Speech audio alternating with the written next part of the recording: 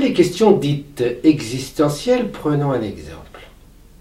Imaginons qu'un jour, un ami vous demande votre avis sur un grand choix de vie. Par exemple, une orientation professionnelle majeure ou l'engagement dans une nouvelle relation amoureuse. Vous l'écoutez et vous comprenez que votre ami a réfléchi à presque tout.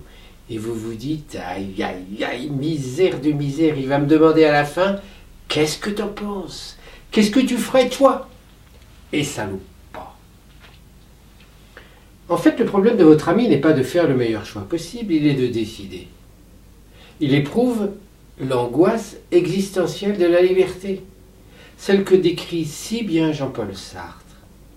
Et la meilleure des aides amicales ou thérapeutiques, si c'est trop inconfortable, ne lui permettra pas d'y échapper parce que cela fait partie de la condition humaine, tout simplement.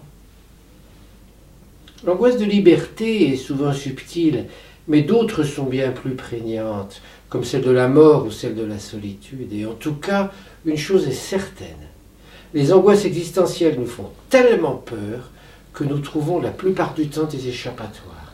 Par exemple, votre fameux ami, eh bien, il fuit son angoisse en vous demandant de prendre la décision à sa place. Mais il pourrait aussi traîner pour se décider, ou bien s'en remettre au hasard. Alors que la vraie solution, c'est qu'il assume sa liberté, donc qu'il affronte sa peur de choisir. C'est chez un thérapeute et écrivain américain, Irving Yalom, que j'ai trouvé la description la plus claire des mécanismes par lesquels nous fuyons nos angoisses existentielles. Dans un très gros livre, La thérapie existentielle, il émet l'hypothèse que beaucoup de difficultés psychiques sont en fait dues à des angoisses existentielles qui ne sont pas reconnues ou qui sont mal affrontées. Par exemple, l'angoisse de mort se traduit parfois par de la suractivité. L'angoisse de solitude peut donner lieu à une sexualité exacerbée. Et l'angoisse du besoin de sens à du cynisme ou de la dépression. Et à chaque fois, deux questions. Qu'est-ce qu'on met en place comme stratagème pour tenter d'échapper à nos angoisses?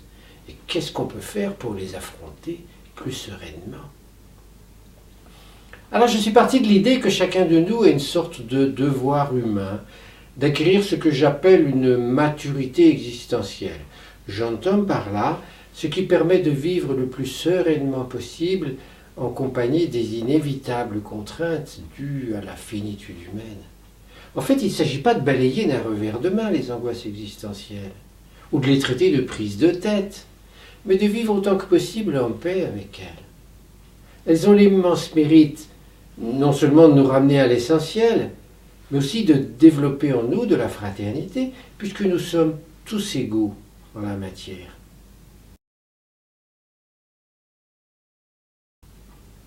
En réfléchissant à tout ceci, je me suis alors donné comme projet pour 2016 d'approfondir les questions existentielles. J'en ferai des synthèses mensuelles, j'y joindrai non pas des bons conseils extérieurs, mais mon propre témoignage, en mouillant ma chemise, si j'ose dire, pour vous dire comment je me débrouille dans le concret de ma vie avec des questions si difficiles, même si c'est approximatif ou imparfait.